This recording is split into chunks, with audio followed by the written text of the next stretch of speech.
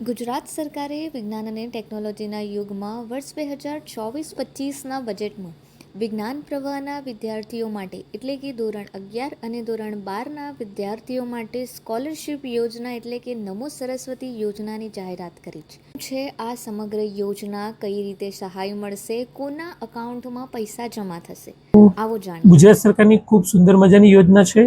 ધોરણ 10 પછી ધોરણ 11 અને 12ની અંદર વિજ્ઞાન પ્રવાહનું મહત્વ વધે એ માટે વિજ્ઞાન પ્રવાહની અંદર દીકરો હોય કે દીકરી હોય એ એડમિશન મેળવે એના માટે થઈને સરકારની નમો સરસ્વતી વિજ્ઞાન સાધના યોજના શરૂ કરવામાં આવી છે.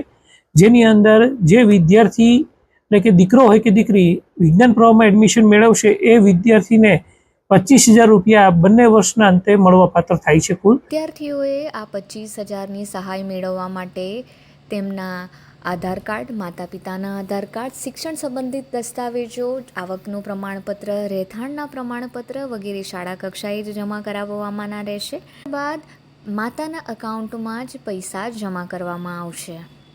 ઉલ્લેખનીય છે કે આ યોજના માત્ર ધોરણ 11 અને 12ના વિજ્ઞાન પ્રવાહના વિદ્યાર્થીઓ માટે જ લાગુ કરવામાં આવી છે.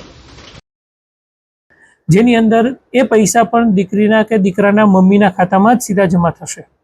આ માટે વિદ્યાર્થીએ ધોરણ 10ની અંદર 50% મેળવેલા જરૂરી છે. આ ઉપરાંત જે વિદ્યાર્થીની કે વિદ્યાર્થીનીના 6 લાખની આવક મર્યાદા હોય, સેલ્ફ ફાઇનાન્સ શાળામાં ભણતા હોય તો એના મમ્મી પપ્પાની 6 લાખની આવક મર્યાદા હોય કુટુંબની, તો એમને પણ આ લાભ મળવા પાત્ર છે.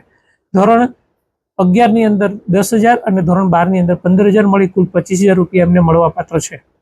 જેથી કરીને આપણા ગુજરાતમાં વિજ્ઞાન પ્રવાહનું મહત્વ વધે અને વિજ્ઞાન પ્રવાહમાં જો વધારે વિદ્યાર્થીઓ હશે તો દેશની પણ પ્રગતિ થશે અને વિદ્યાર્થીનો પણ વિકાસ થશે. આ કારણોસર વિજ્ઞાન પ્રવાહને મહત્વ આપવા માટે સરકારની આ સુંદર મજાની યોજના શરૂ કરવામાં આવી છે.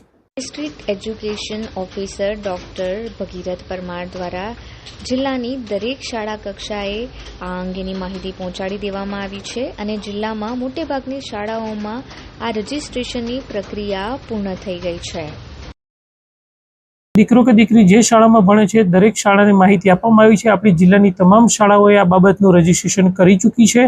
શાળાની અંદર જ વિદ્યાર્થીનીઓએ અને વિદ્યાર્થીએ ડોક્યુમેન્ટ રજૂ કરવાના છે. ધોરણ 10ની માર્કશીટ હોય છે, મમ્મીનું અને પોતાનું આધાર કાર્ડ આપવાનું હોય છે.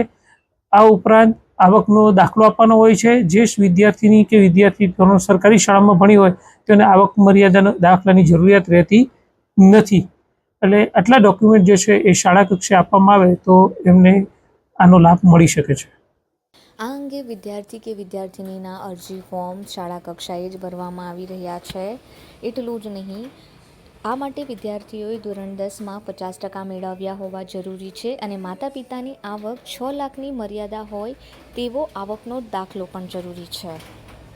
કારણ કે વિજ્ઞાન પ્રવાહમાં સંખ્યા વધુ હશે તો દેશની પ્રગતિ પણ જિલ્લાની અંદર ખૂબ સારું રજિસ્ટ્રેશન થઈ ચૂક્યું છે અને બધી શાળાઓની અંદર આ માહિતી વિદ્યાર્થીઓ સુધી પહોંચી ચૂકી છે. પરંતુ હજી સુધી માહિતી ન પહોંચી હોય તો ઝડપથી માહિતી શાળા કક્ષાએ વર્ગ શિક્ષકને આપવામાં આવે તો જેથી કરીને ઝડપથી રજિસ્ટ્રેશન થઈ શકે.